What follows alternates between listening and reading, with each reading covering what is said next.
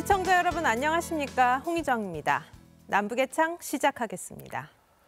안녕하십니까? 김명주입니다. 오늘 주요 소식부터 보시겠습니다.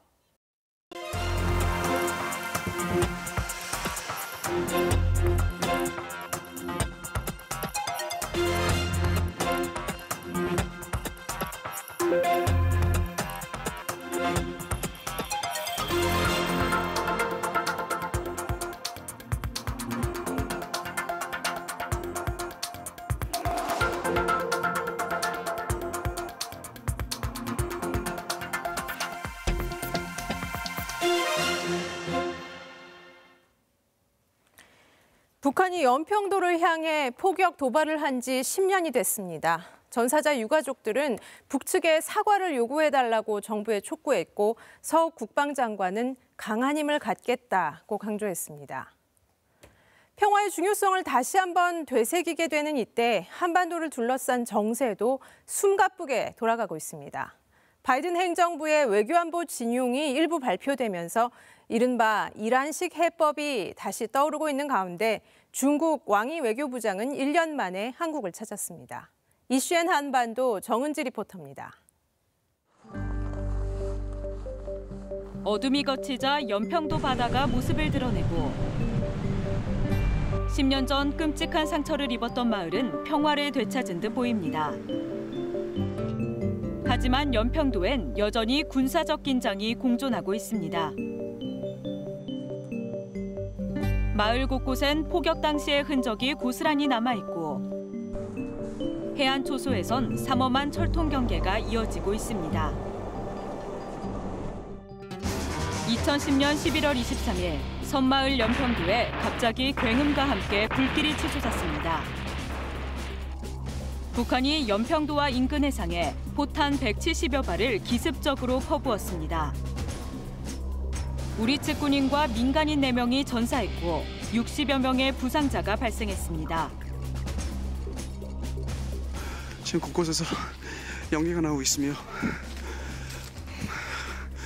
지금 너무 많은 연기 때문에 지금 매캐한 냄새 때문에 숨을 쉴 수가 없습니다. 지금 상황은 전시 상황이며 지금 앞으로 지금 상황이 어떻게 전개될지 아무것도 모르는 상황입니다. 입대한 지 석 달도 안 돼 전장에서 쓰러져간 문광욱 일병.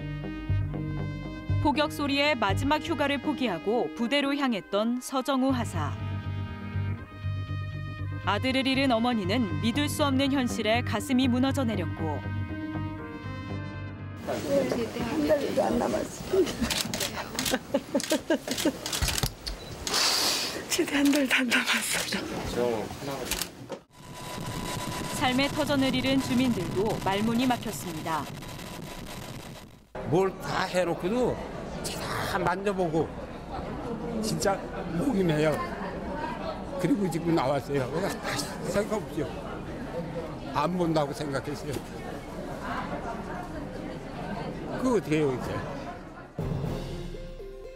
당시 북한은 우리 측이 먼저 도발을 해서 연평도를 공격했다고 억지 주장을 폈습니다. 우리 군이 연평도 일대에서 실시했던 통상적인 해상 사격 훈련이 북한에 대한 군사적 도발이란 겁니다. 남조선 괴뢰들이 감히 우리 서국의 영해를 0.001mm라도 침범한다면 주저하지 않고 무자비한 군사적 대응 타격을 계속 가하게 될 것이다. 하지만 전문가들은 김정은 후계 체제를 조기에 안착시키기 위한 도발로 보고 있습니다. 2010년도 3월 달에 천안함 폭침 도발이 났고요.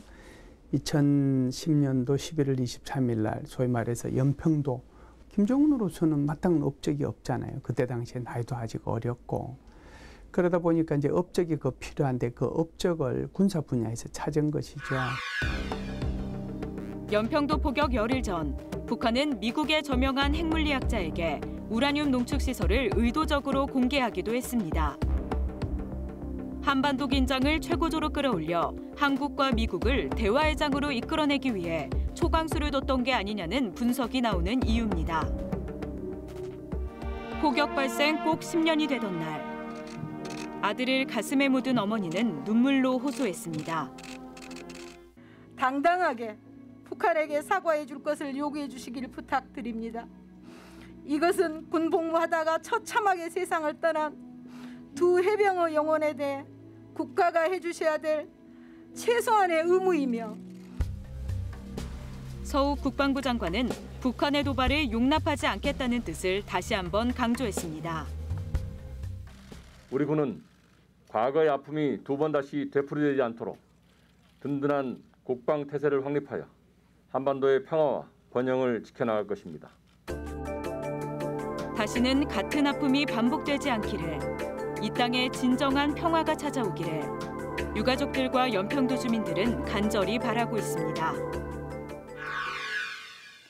연평도 포격 이후 10년이 흐른 지금 그동안 남북 북미 정상이 마주 앉는 역사적인 순간도 있었지만 남북 관계는 여전히 교착 상태를 벗어나지 못하고 있습니다.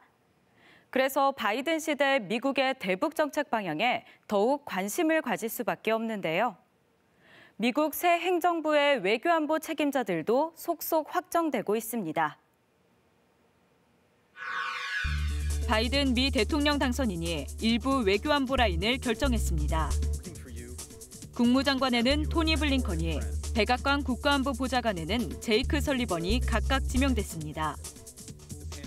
둘 다 트럼프식 대북 정책엔 분명한 선을 그어왔던 인물들입니다. But we managed to get success with Iran. Different details that matter, but a hard problem too.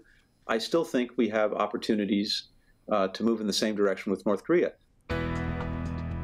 블링컨 지명자는 지난 2018년 뉴욕타임스에 실린 기고문에서도 북핵 문제를 풀어갈 최선의 해법은 이란식이라고 밝혔습니다. 설리번 국가안보보좌관 지명자 역시 지난 2016년 연설에서 북한에 대해 이란과 비슷한 전략을 구사할 계획이라고 말했습니다. 설리번은 그 JCPOA 이란 핵 합의에 실질적으로 가담을 했었던 사람이에요. 실제 비엔나에서 합의할 때까지 계속 협상을 했었던 사람이고, 그래서 누구보다도 이란 핵 협상 방식에 대해서 잘 꿰뚫고 있는 사람이고. 지난 2015년 7월 유엔 안보리 상임이사국 5개 나라와 독일은 이란과 핵 합의를 체결했습니다. 이란이 핵 능력을 감소시키고 핵 사찰을 충실히 받으면 미국과 유엔의 제재를 완화하겠다는 게 골자입니다. 지명된 사람들이 과거 한 몇 년 동안의 한 발언들에 대해서 북한이 어떤 희망을 가질 수도 있겠구나, 또는 그 사람들 얘기를 듣고서 오히려 도발보다는 그 사람들하고 핵회담을 한번 해볼 수도 있겠구나 하는 생각을 가질 수도 있거든요. 하지만 이란에 비해 고도화된 북한의 핵미사일 능력을 고려했을 때 북한의 이란식 핵 합의를 적용하기는 현실적으로 무리라는 지적도 나옵니다. 제재에 취약한 경제 구조를 가진 이란과 달리 북한은 폐쇄적인 경제 구조를 갖고 있어 이란식 제재가 통할지도 의문입니다. 이란 같은 국가는 결국 북한하고 달리 선거를 통해서 대통령을 뽑는 나라예요. 그래서 제재를 확 했더니 국민들이 경제가 힘들어, 우리 대통령 바꿔버리자, 그리고 다른 대통령을 뽑았단 말이에요. 그래서 이란 핵 합의로 갈 수 있었던 거예요, 새로운 대통령이. 근데 북한 같은 경우는 제재 해볼 테면 해봐라, 우린 자력갱생으로 버티겠다. 우리 정부로서는 두 지명자가 강력한 대북 제재와 국제 공조를 강조하고 있는 것도 부담입니다. They have added both nuclear devices and missiles since the Singapore and Hanoi summits. They're continuing to pile up their arsenal. 바이든 행정부의 대북 정책이 좀 더 구체화될 때까지 북한의 도발을 막고 차기 협상 전략을 가다듬는 게 우리 정부의 과제로 떠오르고 있습니다. 바이든 행정부 출범을 2달 가까이 앞둔 시점에서 왕이 중국 외교부장이 지난 25일 2박 3일 일정으로 방한했습니다. 왕 부장은 한중 외교장관 회담을 갖고 문재인 대통령도 예방했는데요. 방한 전부터 바이든 행정부의 한미 동맹 강화에 대비하려는 행보 아니냐는 관측을 낳기도 했습니다. 지난 26일 오전 외교부 청사를 찾은 왕이 중국 외교부장. 코로나 상황 속에서도 한중 간 긴밀한 협력이 이뤄지고 있다는데 우리 측과 뜻을 같이 했습니다. 确实疫情还没有完全的结束，那么我们此行那么首先是用我们的行动来表明了我们对中韩关系的高度的重视，同时也表明我们对韩国战胜疫情具有充分的信心。 오후에는 청와대를 찾아 문재인 대통령을 예방했습니다. 시진핑 중국 국가주석은 여건이 허락될 때 방한하고자 한다는 구두 메시지를 왕이 부장을 통해 문 대통령에게 전달했습니다. 문 대통령은 한반도 평화 프로세스 과정에 중국이 역할을 해준 데 감사를 표하면서 비핵화 노력을 지속하겠다고 밝혔습니다. 중국을 포함한 국제사회와 함께 한반도에서 전쟁을 종식시키고 완전한 비핵화와 항구적 평화를 위한 노력을 멈추지 않을 것입니다. 왕이 부장이 한국과 일본을 잇따라 방문한 건 한미일 삼각 동맹 복원을 견제하려는 포석으로 보는 분석이 우세합니다. 这个世界不光只有美国呀，你觉得外交有那么简单吗？ 아시아에서의 어떤 대중 견제를 위한 다자 군사 안보 동맹 체제를 만들고 거기에 한국까지 들어와라라는 요청을 할 가능성이 지금 높아지고 있기 때문에 사전에 뭔가 포석을 만들고 좀 방지하려는 그러한 입장이다라고 봐야 되겠죠. 이런 가운데 미 국무부는 왕이 부장의 방한 시점에 맞춰 6.25 전쟁은 북한의 남침으로 일어났다고 강조했습니다. 6.25 전쟁에 대한 중국의 왜곡된 주장을 비판한 건데 미중 갈등 속에 한국과의 동맹 관계를 중시하는 미국의 인식을 보여준 것으로 풀이됩니다.